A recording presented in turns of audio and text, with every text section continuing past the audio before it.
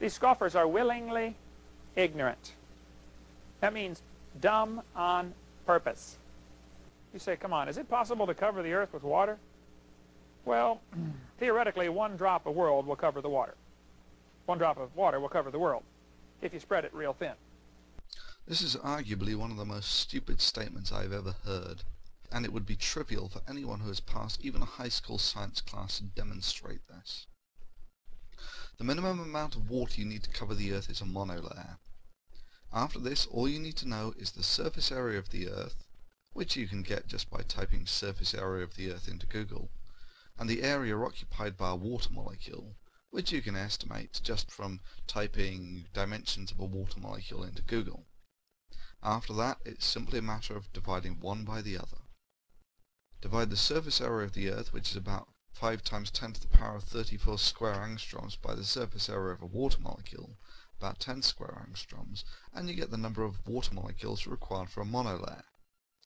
Avogadro's number and the molecular mass of water later, you find that in order to coat the Earth with a monolayer of water, you need about 150,000 tons of water. That's about a trillionth of the water on the Earth. Now compare this value, 150,000 tons, to Hovind's statement that you only need about 1 drop of water. It's about 20 milligrams to cover the Earth. This means that Hovind was wrong on his calculations by a factor of about 1 trillion. That's a 1 with 12 zeros after it. I don't think I have ever seen anyone get an error of 1 trillion before.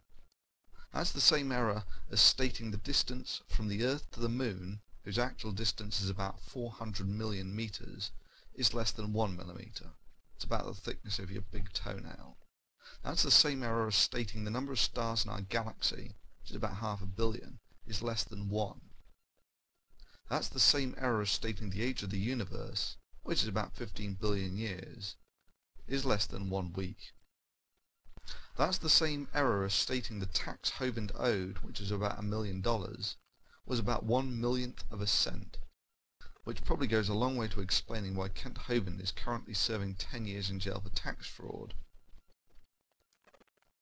The calculation is trivial to do, and I would expect anyone who has even a high school education to be able to perform such a calculation. Yet Mr. Hovind claims to have taught high school science 15 years and to have a PhD. Evidently, Kent Hovind's academic definition of what a PhD is and what teaching science entails are some bizarre usage that neither I nor any other English speaker have come across.